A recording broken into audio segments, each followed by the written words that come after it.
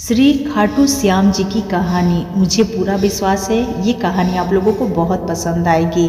आइए हम लोग इस कहानी को जानते हैं। महाभारत काल में लगभग 5,500 वर्ष पहले एक महान आत्मा का अवतरण हुआ जिसे हम भीमपौत्र बारबरी के नाम से जानते हैं। महिसागर संगम स्थित गुप्त क्षेत्र में 9 दुर्गाओं की सात्विक और निष्काम तपस्या कर बारबरिक ने दिव्य बल और 3 तीर व धनुष प्राप्त किए। कुछ वर्ष उपरांत कुरुक्षेत्र में उपलब्ध नामक स्थान पर युद्ध के लिए कौरव और पांडवों की सेना एकत्रित हुई। युद्ध का शंखनाद होने ही वाला था कि यह वृतांत बारबरिक को याद हुआ और उन्हें माता का आशीर्वाद ले युद्ध भूमि की तरफ प्रस्थान किया। उनका इरादा था कि युद्ध में जो भी हारेगा उसकी सहायता करूंगा। भगवान श्री कृष्ण को जब यह वृतांत ज्ञात हुआ तो उन्होंने सोचा कि ऐसी स्थिति में युद्ध कभी समाप्त नहीं होने वाला। अंत उन्होंने ब्रह्मा का वेश धारण कर बारबरिक के मार्ग को रोककर उनसे पूछा कि आप यहाँ प्रस्थान कर रहे हैं। बारबरिक ने अपना भय बताया कि वह कुरुक्षेत्र जाकर अपना कर्तव्य निर्वहन करे और इस पर ब्राह्मण रूप में श्री कृष्ण ने उन्हें अपना कौशल दिखाने को कहा।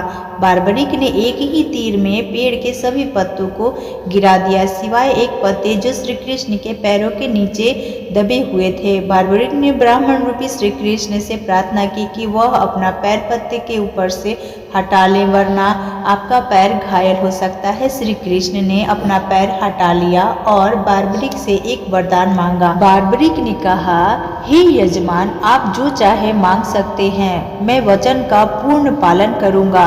ब्राह्मण रूपी श्री कृष्ण ने शीश दान मांगा। यह सुनकर बारबरिक तनिक भी विचलित नहीं हुए परंतु उन्हें श्री कृष्ण को अपने वास्तविक रूप में दर्शन देने की बात की, क्योंकि कोई भी साधारण व्यक्ति यह दान नहीं मांग सकता।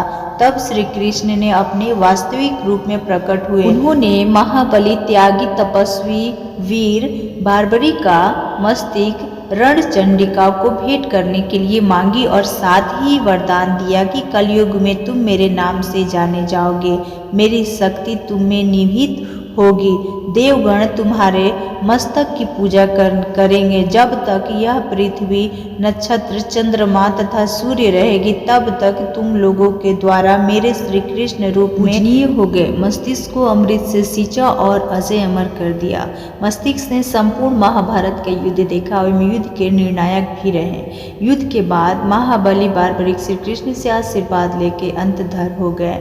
बहुत समय बाद कलयुग का प्रसाद बढ़ते ही भगवान श्याम के दरबार में भक्तों का उद्धार करने के लिए वह खाटू ने चमत्कारी रूप में प्रकट हुए।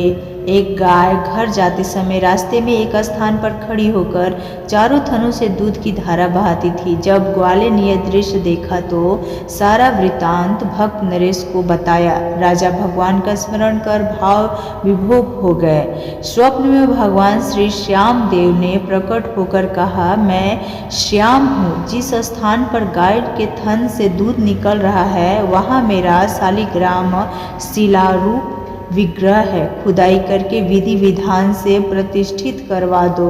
मेरे इस शिला विग्रह को जो खाटू आएंगे उनका सब प्रकार से कल्याण होगा। खुदाई के प्राप्त शिला रूप विग्रह को विधिवत शास्त्रों के अनुसार प्रतिष्ठित कराया। चौहान राजपूतों में नर्मदा कन्वर हुई जिन्होंने इस विग्रह को आतताइयों में विध्वंस से बचाने हेतु झोपड़ी में रखा एवं सेवा पूजा की। औरंगजेब के शासन काल के पुराने मंदिर का विध्वंस हो गया तथा इसके बाद जहां भगवान श्री श्याम देव का विग्रह प्रतिष्ठित किया गया वह आज भी विद्यमान है।